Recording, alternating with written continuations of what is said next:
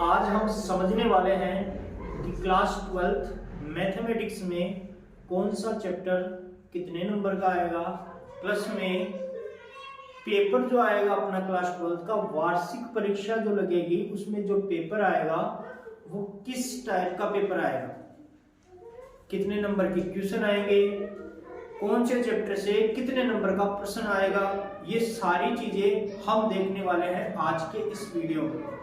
तो आप लोग बने रहिएगा, शुरू से लेके एंड तक इस वीडियो को देखना। आपको बहुत ही अच्छी इंफॉर्मेशन मिलेगी इस वीडियो के माध्यम से। मैं आशा करता हूं कि आपको जो मैं बताऊंगा वो बहुत ही अच्छी प्रकार से समझ में आएगा। मैं पूरी कोशिश करूंगा कि मैं जो बोल रहा हूं वो आपको पूर्णतः समझ में आए। तो देखिएगा, अपने जो चैप्टर है क्लास 12 मैथमेटिक्स के अंतर्गत 13 चैप्टर है टोटल, और जो 13 चैप्टर है, चैप्टर फर्स्ट से लेकर जो 13 है, उन सभी चैप्टर के नंबर जो है अलग अलग टाइप से डिवाइड हो चुके हैं।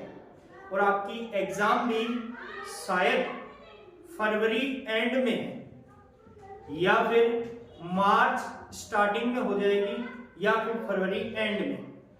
इसी सप्ताह आपका जो टाइम टेबल है वो डिक्लेयर कर दिया जाएगा सरकार द्वारा, तो आप लोगों को उसकी भी इंफॉर्मेशन दे दी जाएगी। जहां तक संभावनाएं बन रही है वो ये है कि आपकी जो एग्जाम लगेगी 2023-24 वो आपकी फरवरी के एंड में लगेगी, एंड जो वीक आता है उसमें, या फिर मार्च का जो फर्स्ट वीक होता है उसके अंतर्गत। अभी तक संभावना यही है। तो हम चलते हैं अभी अपने चैप्टर पे। तो जो आपके चैप्टर नंबर फर्स्ट है संबंध एवं फलन, वो आपके चैप्टर नंबर फर्स्ट 3 नंबर का दिया हुआ है। मतलब चैप्टर नंबर फर्स्ट से जो क्वेश्चन बन के आएगा वो 3 नंबर में आएगा।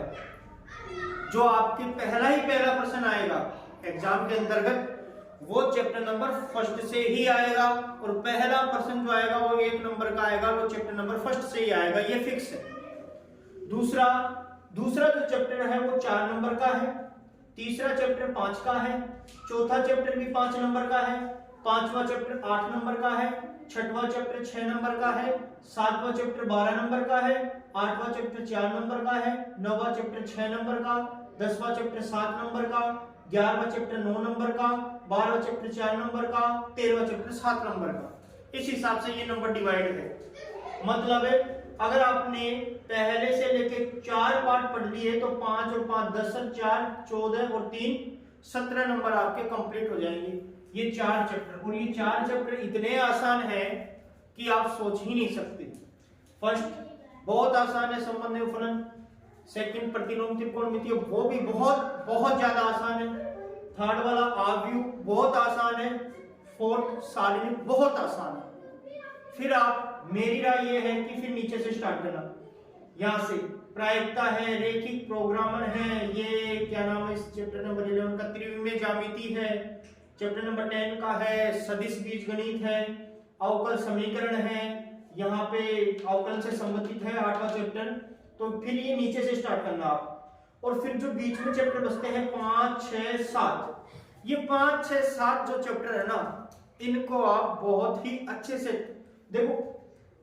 1 से लेके 4 तक आपके नंबर नहीं कटेंगे, फिर नीचे 8 से लेके 13 तक भी आपके नंबर नहीं कटेंगे, क्योंकि ये जो चैप्टर है ना इनमें नंबर नहीं कटते हैं, बहुत आसानी से आप नंबर कवर कर जाओगे। लेकिन नंबर किस में कटेंगे? 5 में, 6 में और 7 में। अगर आपने 5 6 और 7 चैप्टर को अच्छी प्रकार से पढ़ लिया ना, तो फिर आपके 100/100 फिक्स है, कोई रोक नहीं सकता। अब पेपर कैसा आएगा वो देखो आप। सबसे पहले खंड आएंगे आपके पेपर में 4, section A, section B, section C और सेक्शन डी। अब ये कैसे बटे हैं? जो सेक्शन ए आएगा उसमें 1 नंबर के 15 प्रश्न आएंगे, एक नंबर के 15 प्रश्न आएंगे। सेक्शन ए में एक नंबर के 15 प्रश्न आएंगे, सिर्फ ऑप्शन वाइज। मतलब कोई प्रश्न आ गया और उसमें 4 ऑप्शन आ गए, आपको कोई एक ऑप्शन देख के सही लगाना है, भाई सही ऑप्शन कौन सा है। फिर उसी सेक्शन में 7 जो है वो एक एक नंबर के पर्सन आएंगे जिनमें रिक्त स्थान होगा, खाली जगह होगी, उसको भरना पड़ेगा। फिर उसी में सेक्शन ए में 10 पर्सन आएंगे, कौन से? अति लघुत्रात्मक पर्सन, मतलब 2 या 4 लाइन में उनका आंसर आ जाएगा पर्सन का, छोटे छोटे पर्सन आएंगे, मतलब 15 पर्सन आएंगे जिनमें तो टिक मारना पड़ेगा आपको, मतलब टिक वाइज आपको वहां पे टिक नहीं लगाना है, लेकिन मैं बता एमसीक्यू वाले क्वेश्चन है, समझो आप। और 60% जिनमें रिक्त स्थान आएगा, खाली जगह आएगी, उसको भरना पड़ेगा। 10% आएंगे जिनका आंसर 2 या 3 लाइन में आप आसानी से निकाल दोगे, ऐसे प्रश्न आएंगे, मतलब 15, 10 और 7 ये सारे एक एक नंबर के प्रश्न आएंगे।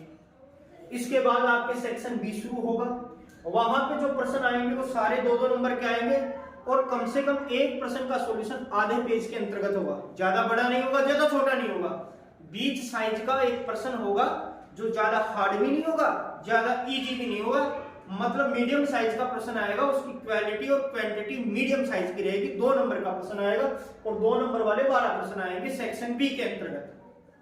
फिर सेक्शन सी आएगा जिसमें 4 प्रश्न आएंगे और एक प्रश्न 3 नंबर का आएगा, और जो 4 प्रश्न आएंगे उनमें अथवा में भी कुछ क्वेश्चंस दिए होंगे, मतलब एक प्रश्न आ गया 4 नंबर का, उसके अथवा में भी एक प्रश्न है, मतलब 4 प्रश्न नहीं आएंगे, वैसे देखा तो 8 प्रश्न आएंगे। अब अथवा में आपको दोनों नहीं करने, कोई भी एक प्रश्न आपको कर देना है।